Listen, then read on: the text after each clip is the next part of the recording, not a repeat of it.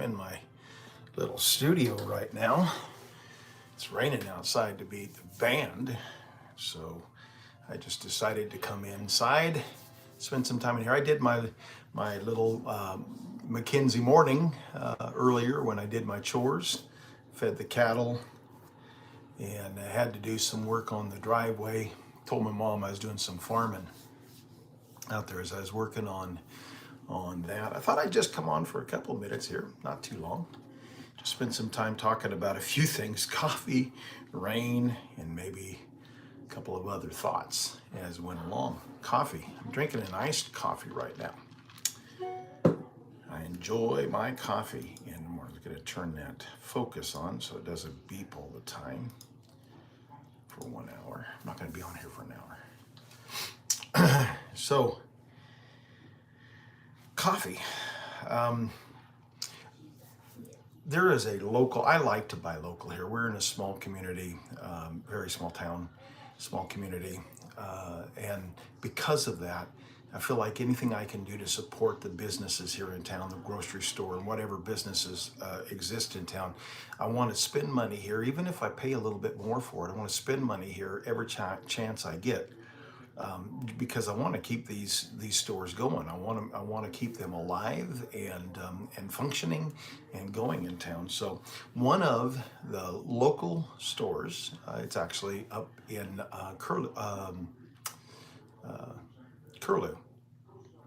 One of the stores up in that area is a coffee roaster, a local coffee roaster, and it's brothers that have been doing it for 30 years, I think. Moved up here, they like it up here, but they like their coffee, and so have a little bit of a San Francisco background. So they actually fabricated their own coffee roaster to do this with, and they've been roasting coffee up here in the area for 30 years or something like that. They like the fishing and all that kind of stuff. One of them is completely retired. The other one, I think, is about to retire, and his daughter is about to take over the business. And we've been buying coffee there for several months now, maybe even a year, just because I like it, local and that kind of thing. It's interesting to talk to them. They dislike Starbucks, and they have their reasons. You don't know where their beans are sourced. Hello there, Philip Thomas. You don't know where their beans are sourced. It's probably not. Are you new to what? I'm very new to live for sure, doing live stuff for sure. So they don't know. They don't think Starbucks is sourced as well as they should. They think that their beans are burnt. One of the things that I know that they talk about is that, is when the beans get too burnt up. They are real big. They're really big on you have to have it real fresh. So they roast it and they put it in a refrigerator, keep it refrigerated. They sell it locally in the stores locally, but when they do, they require that their coffee grounds cannot be on the shelf more than a week. After a week's time, they rotate it out. They don't mind if they keep them in the refrigerator, but they don't trust the stores really to do that, to keep it refrigerated. So after a week, they rotated it out, and they a lot of times donate that coffee to charities and so forth, those kind of things. And, it's local, so we want to use local if we can. But after, almost a year of using their coffee, to be honest with you, we just went back to Starbucks because I like Starbucks. I like that burnt taste. Someone tells me, I've been told that the reason Starbucks burns their coffee beans like they do is because it hides the fact that they're poor quality beans. I'm not sure that that's true. So, but we just like it. Now, my wife and I's favorite is the Pike Place with, their standard coffee. That's our favorite. And we buy it. We buy it at the Starbucks stores, and then we have them grind it for us. We do keep it, because of the local guy telling us this, we do keep it refrigerated once we get it in, especially after it's been ground. We keep it refrigerated for sure from then. But I always like to buy at least one bag of whole beans. I've got a manual crank hand coffee grinder. I don't know, I like that experience. I just like the experience of hand cranking my own coffee, the smell of it, and just taking the time to do that. Diego Maltos said hi, so I'm saying hi back. Oh, I could almost do live as well. Yeah, you could do live. So it's just talking. I do it on one of my other channels, Apologetics Advocates. Seems like it's pretty works really well there. I've got a topic I'm working through. People engage, especially when it has to do with biblical apologetics. This channel, to be honest with you, I'm a little bit embarrassed about doing it. I don't know the subjects. I'm not very comfortable here yet. Actually, I'm not comfortable live at all, but working on it. Anyway, so we buy the pike place. We have it ground and we use it there. But I like to buy at least one bag of whole beans that I can hand grind and make, pot of that. I just figured it out today. So the last one I bought was Italian roast, and I noticed this about the Italian roast. I almost lost it. I noticed this about the Italian roast because they talk about that oily thing. The Italian roast is so dark and so oily that the beans actually stick together in the bag. I have to kind of break them apart to get it ready so that I can grind it up. And it takes some time to do that and grind it up. And they all say, what they're saying is, well, that oily material, go into like and subscribe. All right, great thing.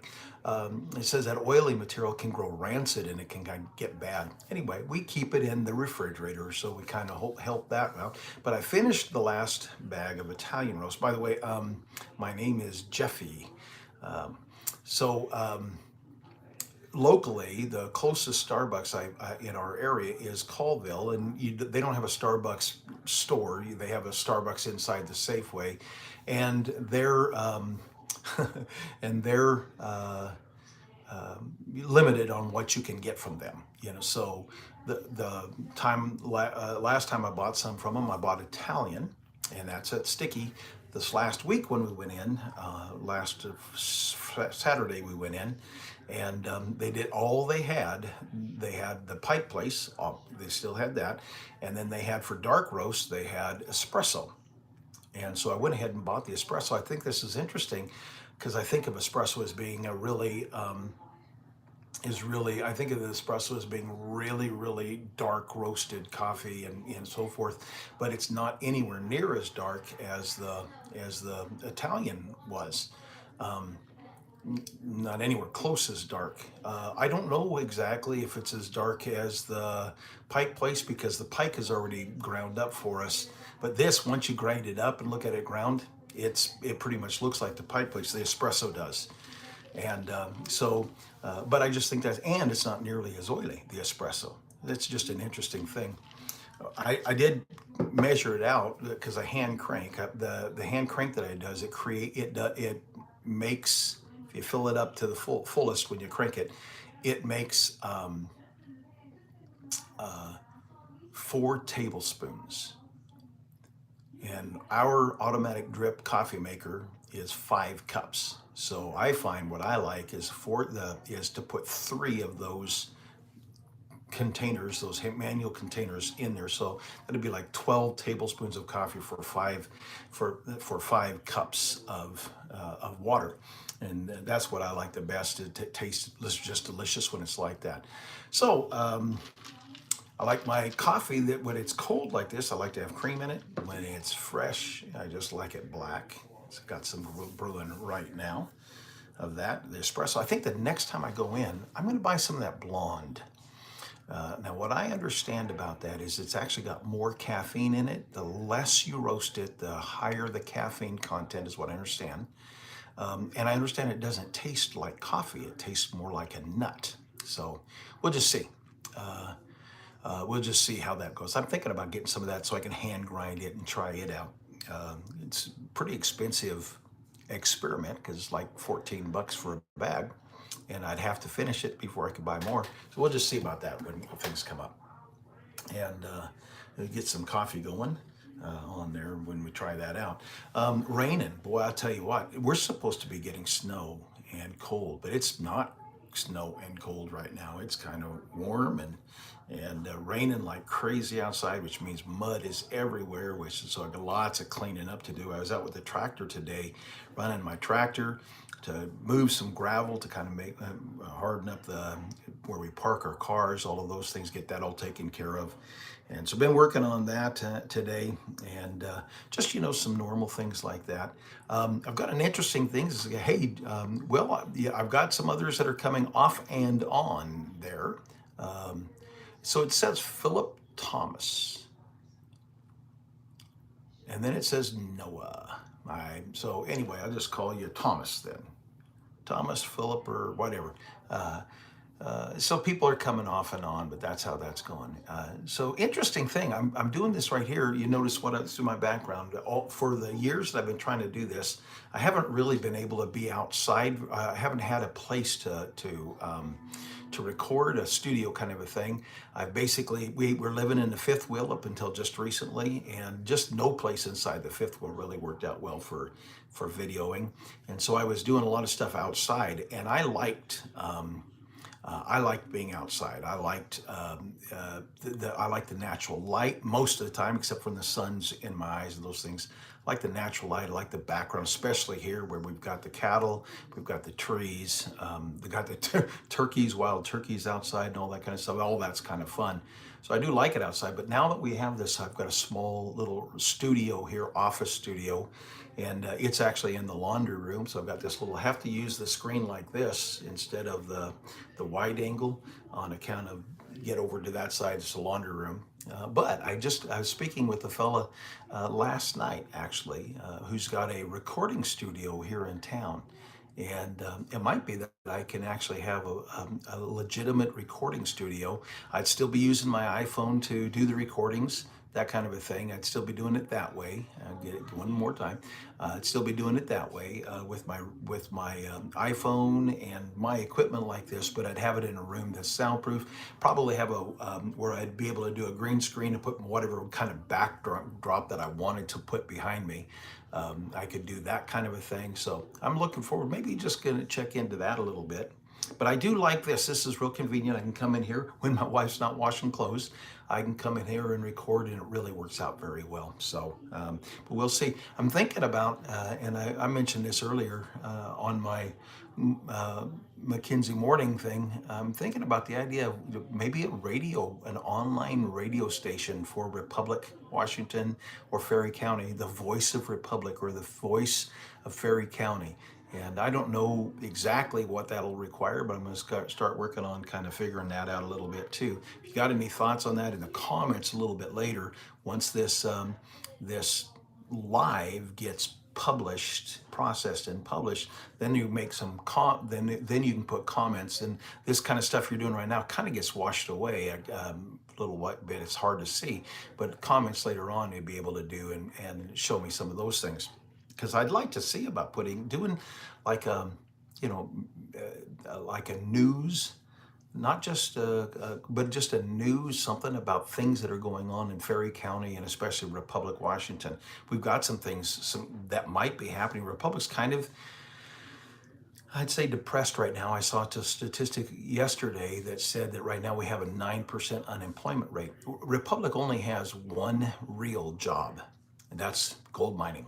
And right now the mines are closed down, but they're getting ready to open up. And what everyone says, they've been closed for about 10 years. What everyone says, when the mines open, the town just comes to life, and that would be exciting.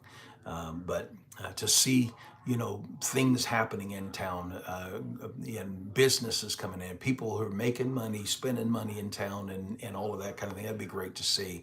But I'd love to be able to see us get a little radio station, maybe just locally, and kind of that has to do with the things that are going on in Ferry County. And I'm going to look into that a little bit. I've got a friend who's a pastor down in Oklahoma, and they have an online radio station that's based out of their church. So I know it can be done. You're just going to have to learn how to do it and learn how to get the materials, because if you're going to have it, you'd obviously want to have it so that it's going 24/7. And how do you get enough material to keep it 24/7? So I'll have to check into all of that. Anyway, so I'm going to go ahead and sip my coffee. I've got some fresh ground. It's fresh brewed out there. I'm going to go put it in a thermos so that I've got it sitting out. So have a wonderful day, every single one of you.